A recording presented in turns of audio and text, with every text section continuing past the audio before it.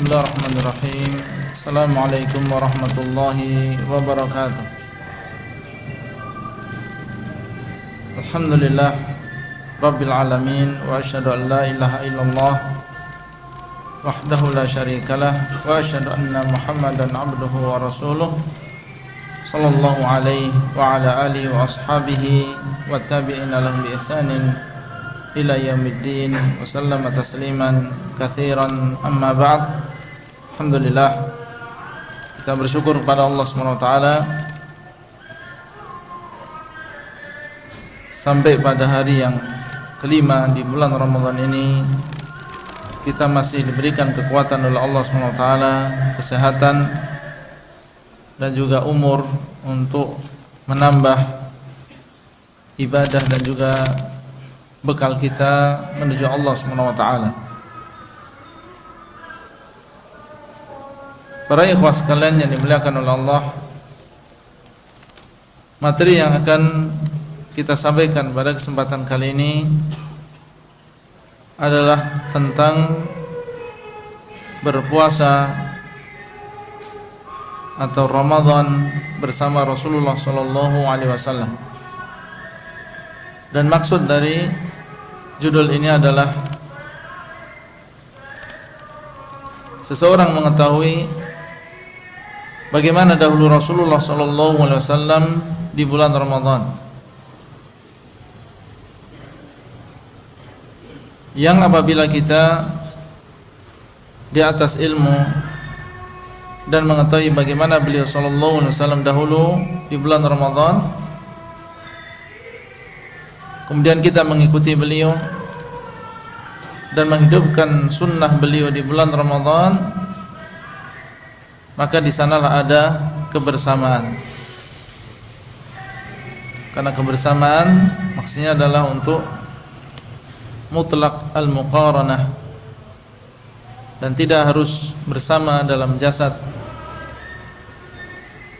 Inilah yang akan kita bahas pada kesempatan kali ini, dan tentunya ini adalah pembahasan yang luas.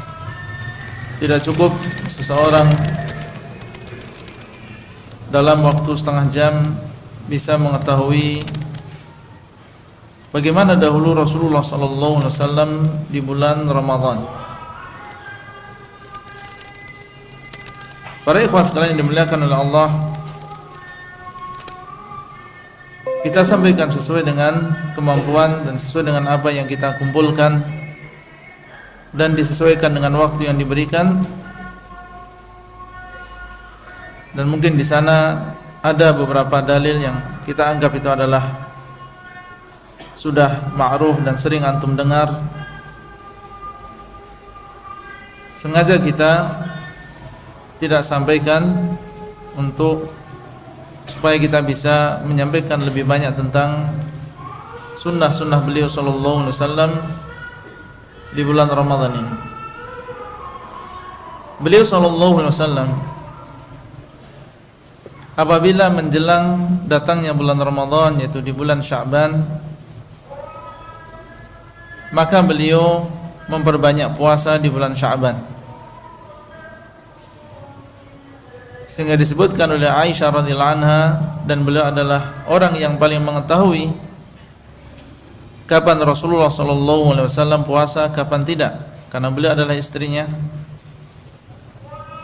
Mengabarkan bahwasanya beliau tidak melihat Rasulullah sallallahu alaihi wasallam memperbanyak puasa kecuali di bulan Sya'ban ini.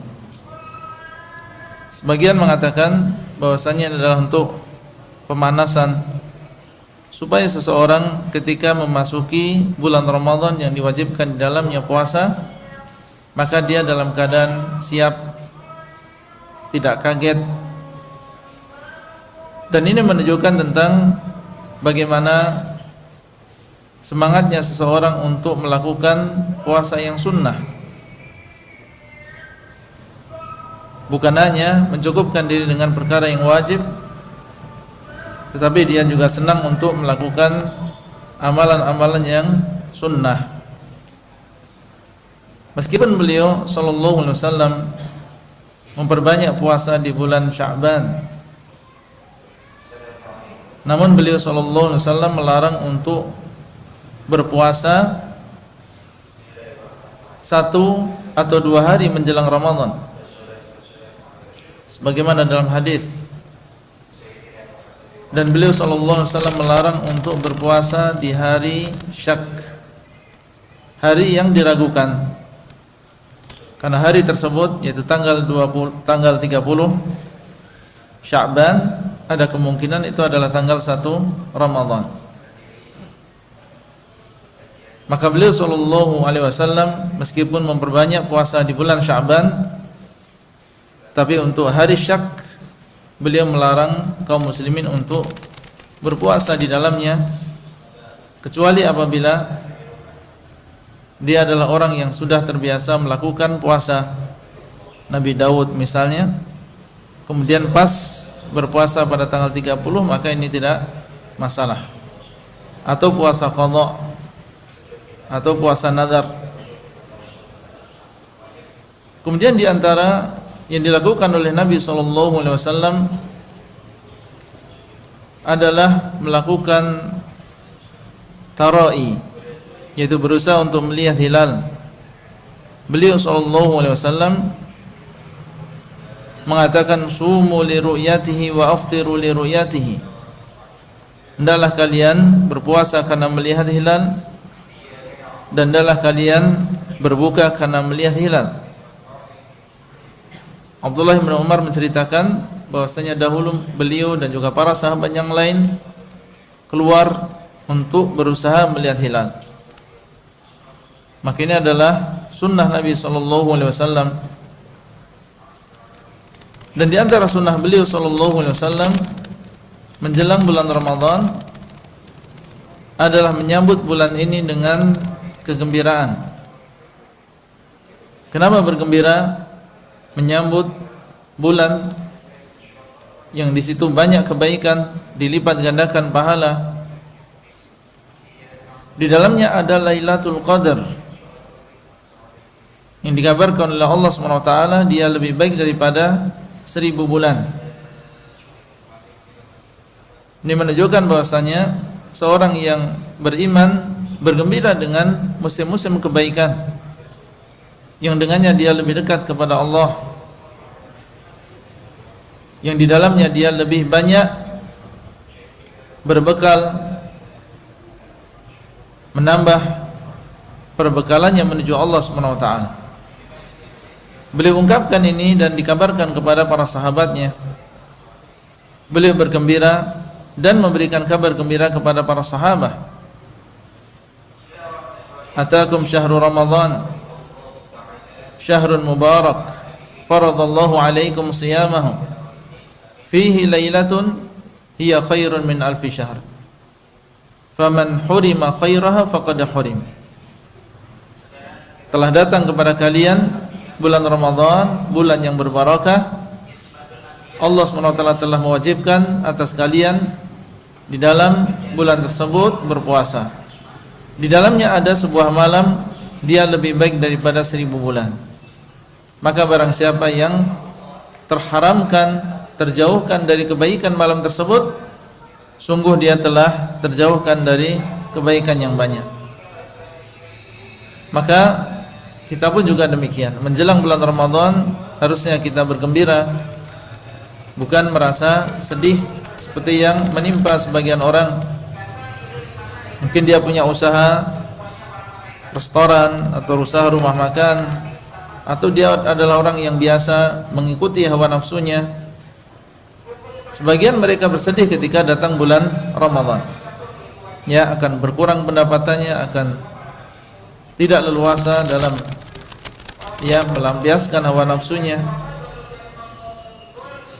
Kemudian di antara petunjuk beliau SAW, apabila sudah datang bulan Ramadan, adalah bersungguh-sungguh di dalam bulan tersebut untuk melakukan berbagai jenis kebaikan dan juga amal soleh. Beliau SAW adalah orang yang a'badun nas, orang yang paling baik ibadahnya kepada Allah SWT paling bersungguh-sungguh. Dan di dalam bulan Ramadan beliau sallallahu alaihi wasallam lebih bersungguh-sungguh lagi di dalam melakukan berbagai amal soleh.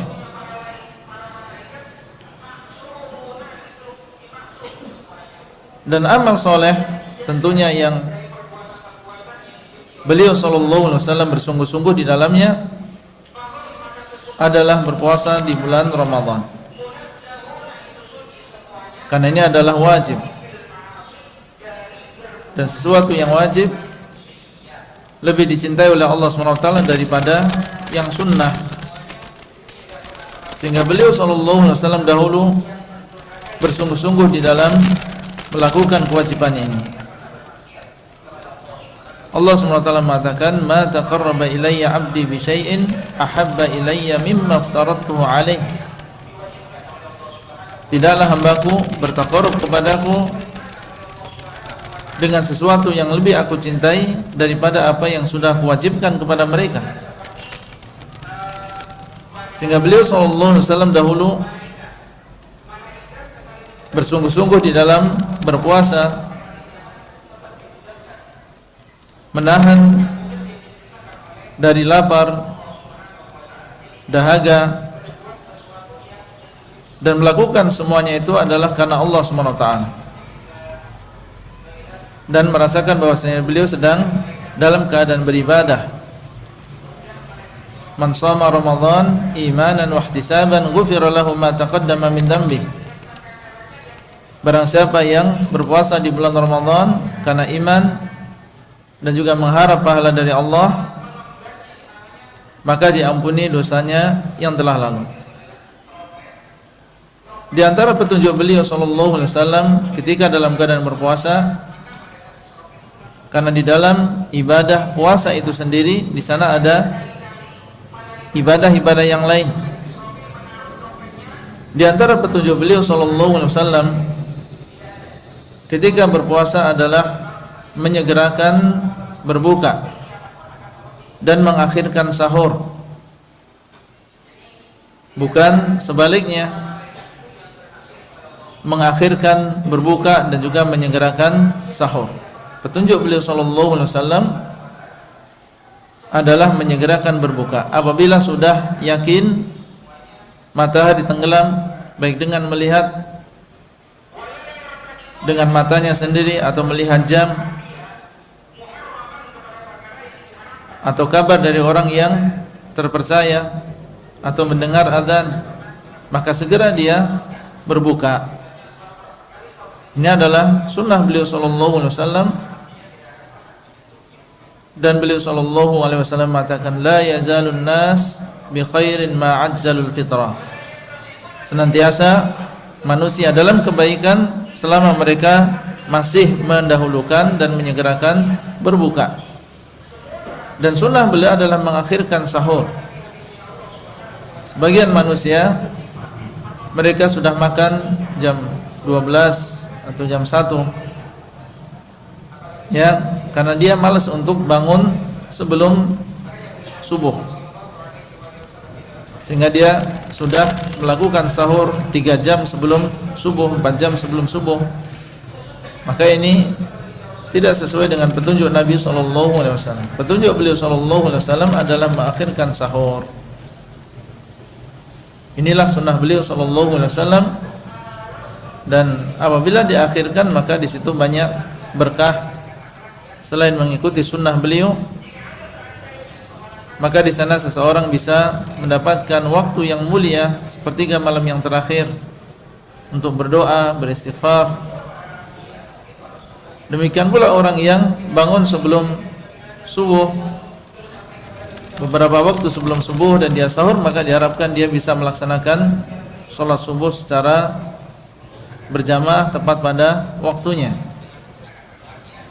Dan di antara petunjuk beliau sallallahu alaihi wasallam apabila berbuka puasa, beliau berbuka dengan rutab, yaitu kurma yang masih muda. Dan apabila tidak ada maka beliau memakan kurma. Kalau tidak ada maka beliau meminum, ya, beberapa teguk air, kemudian setelah itu beliau sholat. Ini petunjuk Nabi SAW. Di sini kita mengetahui bagaimana sederhananya beliau dalam berbuka, ya, dengan menggunakan rutab, atau kalau tidak ada maka dengan kurma, kalau tidak ada maka beliau meminum beberapa teguk air. Dan secara kesehatan ini lebih sehat dan lebih arham terhadap alat-alat pencernaan kita, lebih sesuai dengan sunnah. Kemudian setelah itu beliau melakukan sholat maghrib. Di antara petunjuk beliau sallallahu alaihi wasallam adalah berdoa atau membaca zikir yang diajarkan oleh beliau ketika berbuka, yaitu mengatakan dhahabadh dhama'u wa batallatil 'uruqu wa thabatal ajru insyaallah. Ini adalah zikir yang tetap dari beliau sallallahu alaihi wasallam, dibaca ketika seseorang berbuka. Dan zahir dari ucapan ini bahwasanya ini dibaca ketika seseorang sudah minum, karena di situ ada bacaan wa batallatil 'uruq, yang sudah basah kerongkongan, wa thabatal ajr, dan sudah tetap pahala.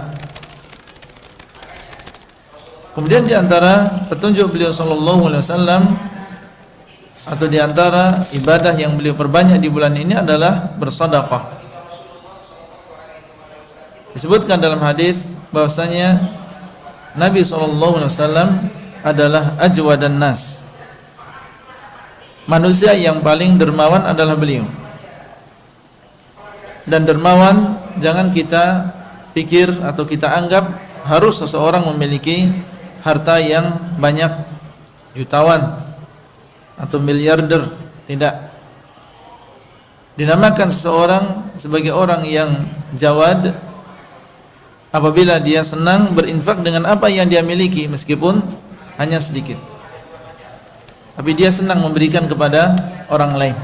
Bukan orang yang bakhil, senang dia meskipun hanya dengan sedikit dari apa yang dia miliki. Apabila datang bulan Ramadan, wa kana ajwadu ma yakunu fi Ramadan, dan beliau sallallahu alaihi wasallam adalah orang yang paling dermawan ketika datang bulan Ramadan. Bertambah kedermawanan beliau ketika di bulan Ramadan. Maka ini sunnah beliau sallallahu alaihi wasallam, hendaklah kita istihdar, ya, hendaklah kita memiliki sifat jud, dermawan kepada orang lain ketika iftar, baik di siang hari maupun di malam hari, ingin untuk memberikan kepada orang lain, baik kepada keluarga, kepada tetangga, kepada orang yang dia kenal maupun orang yang tidak dia kenal. Harus beda antara, atau seharusnya lah berbeda antara keadaan dia di luar bulan Ramadan dengan di dalam bulan Ramadan. Di antara petunjuk beliau sallallahu alaihi wasallam di bulan ini adalah memperbanyak membaca Al-Qur'an. Dan bulan ini adalah bulan Al-Qur'an, bulan diturunkannya Al-Qur'an. Inna anzalnahu fi lailatul qadr, kami telah turunkan Al-Qur'an di malam Lailatul Qadar. Dan Lailatul Qadar terjadi di bulan Ramadan. Allah SWT mengatakan, Syahrul Ramadan alladhi unzila fihi al-Quran hudal linnasi wa bayyinatin minal huda wal furqan. Bulan Ramadan yang diturunkan di dalamnya Al-Quran. Sehingga beliau SAW dahulu memperbanyak mudarasah dengan Jibril di bulan Ramadan ini. Dan para ulama, termasuk diantaranya adalah muhaddithin, para ahlul hadis, yang mereka memiliki ta'zim yang luar biasa terhadap hadis-hadis Nabi SAW, sehingga sebagian mereka apabila datang di majelis ilmu ingin menyampaikan hadis Nabi SAW berwudu, menangis ketika menyebutkan hadis-hadis Nabi SAW. Namun ketika datang bulan Ramadan, mereka tutup majelis-majelis tersebut dan memperbanyak untuk membaca Al-Quran. Al-Imam Malik, Ibnu Syihab, Az-Zuhri dan juga yang lain, yang mereka adalah para ahlul hadis, apabila sudah datang bulan Ramadan maka mereka memperbanyak membaca Al-Quran. Ada di antara mereka yang 3 hari sekali mengkhatamkan Al-Quran, siang dan malam mereka bersama Al-Quran. Demikian petunjuk Nabi SAW di bulan Ramadan, maka sebaik-baik petunjuk adalah petunjuk beliau SAW. Di antara petunjuk beliau di bulan Ramadan adalah mendirikan Qiyamul Lail, menghidupkan malam dengan Qiyamul Lail, atau melaksanakan sholat tarawih.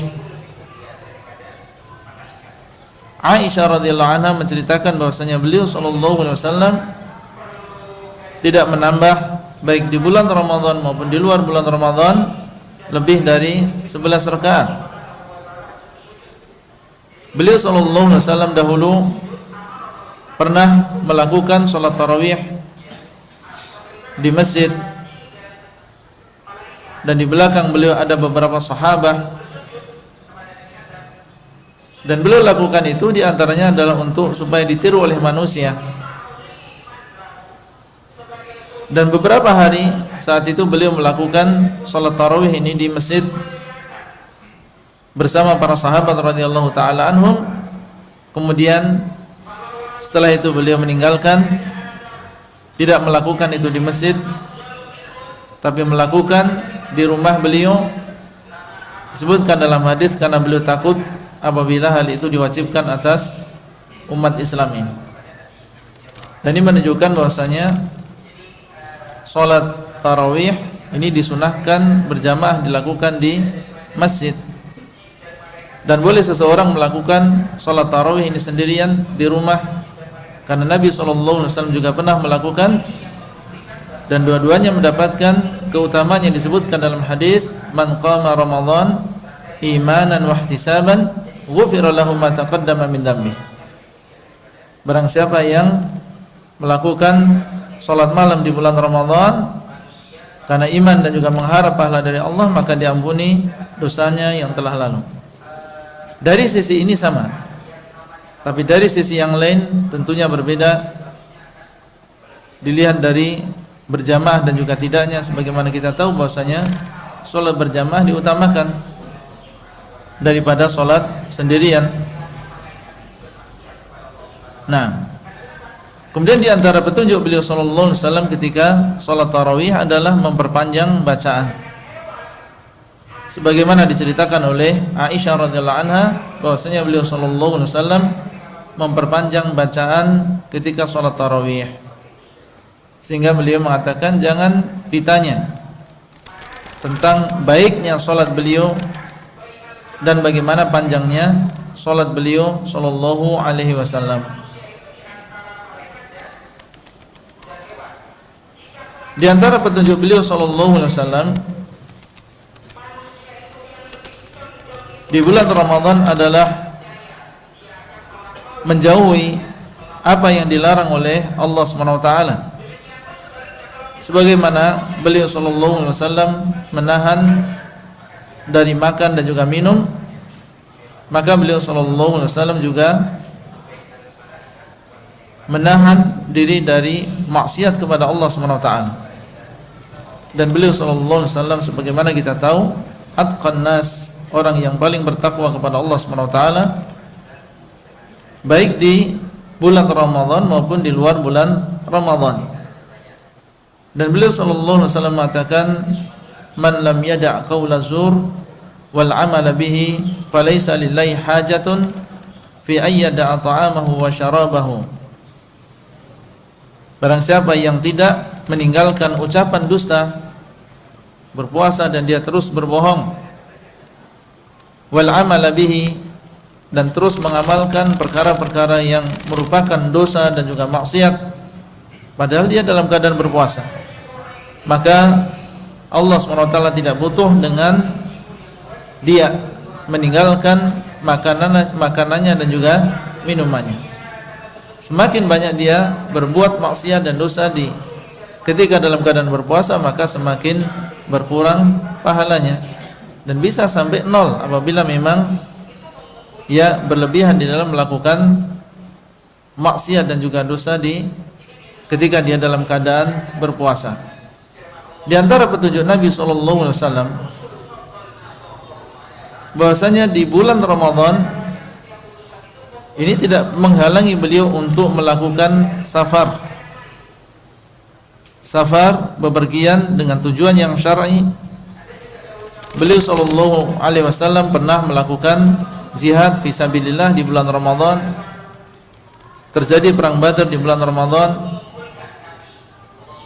dan dibuka kota Mekah, dan beliau SAW melakukan perjalanan menuju Mekah dalam keadaan beliau berpuasa.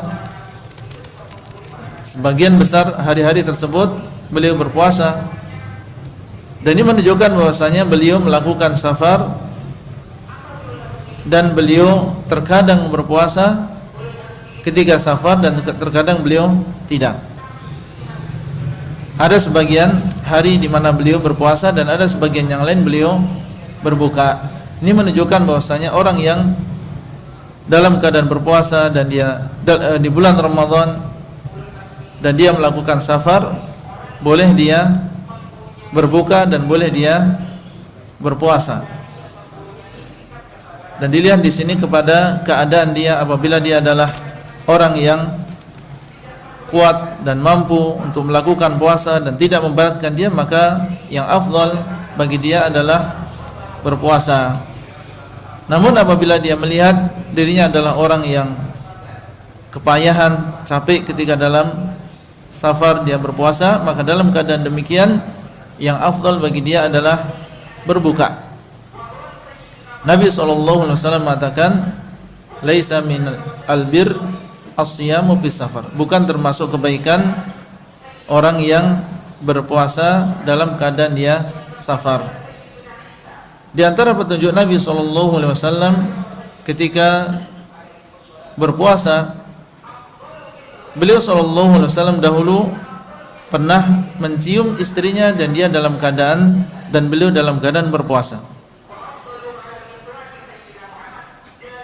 Dan Aisyah radhiyallahu anha menceritakan bahwasanya Nabi SAW adalah orang yang paling bisa menahan hawa nafsunya. Dari ucapan beliau ini diketahui bahwasanya apabila seseorang memang tidak takut dirinya melangkah atau terjerumus ke dalam perkara yang lebih besar daripada itu, maka boleh dia dalam keadaan berpuasa mencium istrinya. Namun apabila tidak demikian dan dia adalah orang yang mudah tergoda syahwatnya dan mudah terjerumus, maka yang demikian adalah dilarang, dikhawatirkan dia akan melakukan perkara yang lebih dalam daripada itu sehingga merusak puasanya. Di antara petunjuk beliau sallallahu alaihi wasallam adalah beliau ya disebutkan oleh sebagian istri Nabi sallallahu alaihi wasallam bahwasanya terkadang beliau masuk pagi, yaitu datang waktu fajar, dan beliau dalam keadaan junub. Datang waktu fajar dan beliau dalam keadaan junub karena mendatangi istrinya. Ini menunjukkan bahwasanya beliau sallallahu alaihi wasallam terkadang mengakhirkan mandinya sampai datang waktu fajar, dan yang demikian tidak mempengaruhi puasa beliau, tidak membatalkan puasa beliau atau tidak mencegah beliau untuk melanjutkan puasanya. Di antara petunjuk beliau sallallahu alaihi wasallam, bolehnya seseorang mengguyur kepalanya dengan air meskipun dia dalam keadaan berpuasa, dan boleh dia beristinsyak, memasukkan air ke dalam hidung, namun dilarang dia untuk berlebih-lebihan di dalam beristinsyak. Jadi ketika dia berwudu silahkan beristinsyak, bermadmadah, memasukkan air ke dalam hidung dan juga mulut, tetapi jangan berlebih-lebihan. Ini adalah petunjuk Nabi sallallahu alaihi wasallam. Di antara petunjuk beliau sallallahu alaihi wasallam adalah bersiwak ketika dalam keadaan berpuasa. Dan tidak ada dalil yang membedakan kalau sebelum zuhur boleh, kalau setelah zuhur makruh. Dua-duanya boleh. Baik sebelum zuhur maupun setelah zuhur boleh kita bersiwak, dan masuk di dalam siwak boleh kita sikat gigi. Ya, Nabi sallallahu alaihi wasallam dahulu bersiwak dan beliau dalam keadaan berpuasa. Di antara petunjuk beliau sallallahu alaihi wasallam di bulan Ramadan adalah beriktikaf. Beliau sallallahu alaihi wasallam apabila datang Ramadan, ya beliau sallallahu alaihi wasallam beriktikaf. Dan beliau menemui 9 kali bulan Ramadan setelah diwajibkan puasa Ramadan. Dan setiap datang bulan Ramadan tersebut beliau beriktikaf. Ini menunjukkan bahwasanya ini adalah sunnah muakkadah. Dan padahal kita tahu bahwasanya beliau sallallahu alaihi wasallam sudah dijamin masuk surga, diampuni dosa yang telah lalu dan yang akan datang. Tapi meskipun demikian beliau tetap bersemangat untuk beriktikaf. Lalu bagaimana dengan kita yang keadaan kita tidak demikian? Harusnya seseorang yang sudah diberikan oleh Allah umur panjang, diberikan dia kekuatan, diberikan dia waktu luang, ya kalau memang ada kesempatan maka hendaklah dia mengikuti i'tikaf ini. Di antara petunjuk beliau sallallahu alaihi wasallam ketika beriktikaf tentunya adalah senantiasa melazimi masjid dan tidak keluar dari masjid kecuali karena memang ada keperluan yang mau tidak mau harus keluar dari masjid. Ya, seperti ke belakang atau untuk makan dan minum apabila tidak ada orang yang membawakan makanan dan juga minuman ke masjid. Dia tidak mengunjungi orang yang sakit, ya tidak mengantar jenazah, tapi melazimi masjid dan tidak keluar dari masjid kecuali memang karena keperluan yang daruri. Dan di 10 hari yang terakhir di bulan Ramadan disebutkan oleh Aisyah bahwasanya beliau lebih bersungguh-sungguh lagi. Jadi 20 hari yang pertama sudah bersungguh-sungguh. Ketika masuk 10 hari yang terakhir beliau lebih bersungguh-sungguh lagi di dalam beribadah, sehingga disebutkan dalam hadis beliau mengencangkan ya izar beliau, kain beliau, kemudian menghidupkan malamnya. Dan jadi maksud dengan menghidupkan malam ya bisa dua makna. Makna yang pertama adalah tidak tidur sama sekali, atau yang kedua adalah tidak tidur pada sebagian besar malam. Seandainya seseorang tidur sebentar, mungkin 1 jam, setengah jam karena memang tidak kuat, maka sudah dinamakan dia menghidupkan malamnya. Dan ini menunjukkan bahwasanya pada malam-malam sebelumnya beliau tidak melakukan yang demikian. Ya, pada malam-malam sebelumnya beliau masih ya menggunakan sebagian malam untuk istirahat. Adapun ketika di sepertiga yang terakhir, sepertiga Ramadan yang terakhir, yaitu 10 hari yang terakhir di bulan Ramadan, maka beliau lebih bersungguh-sungguh dan menghidupkan malamnya seluruhnya atau sebagian besarnya. Kemudian di antara petunjuk beliau di bulan Ramadan, beliau berpuasa, melakukan amal soleh dan terus ya memberikan semangat kepada para sahabatnya untuk beramal soleh juga. Ya, menyebutkan kepada mereka tentang berbagai keutamaan amal soleh di bulan Ramadan. Kemudian di antara petunjuk beliau sallallahu alaihi wasallam adalah memberikan fatwa dan juga menjawab pertanyaan dari orang-orang yang berpuasa, sebagaimana ketika beliau didatangi oleh orang Arab Badui yang dia mendatangi istrinya dan bertanya kepada beliau sallallahu alaihi wasallam tentang apa yang harus dilakukan. Maka beliau sallallahu alaihi wasallam memberikan jalan keluar dan menjawab pertanyaannya. Dan di antara petunjuk beliau yang dilakukan oleh beliau adalah menjadi imam salat tarawih. Menjadi imam salat tarawih sebagaimana telah berlalu. Dan bagi antum yang memang bisa ya, dan antum lihat di masjid antum, melihat bahwasanya yang paling banyak hafalannya adalah antum, karena antum sudah banyak belajar atau sudah lama belajar, maka silahkan antum menawarkan diri, enggak masalah. Dahulu Nabi SAW beliau menjadi imam salat tarawih. Taib. Mungkin itu yang bisa kita sampaikan, dan itu yang dimudahkan oleh Allah SWT, apa yang bisa kita kumpulkan dari apa yang dilakukan oleh Nabi SAW di bulan Ramadan. Semoga apa yang kita sampaikan ini bermanfaat dan bisa mengingatkan. Wallahu ta'ala a'lam, wabillahi taufiq wal hidayah. Assalamualaikum warahmatullahi wabarakatuh.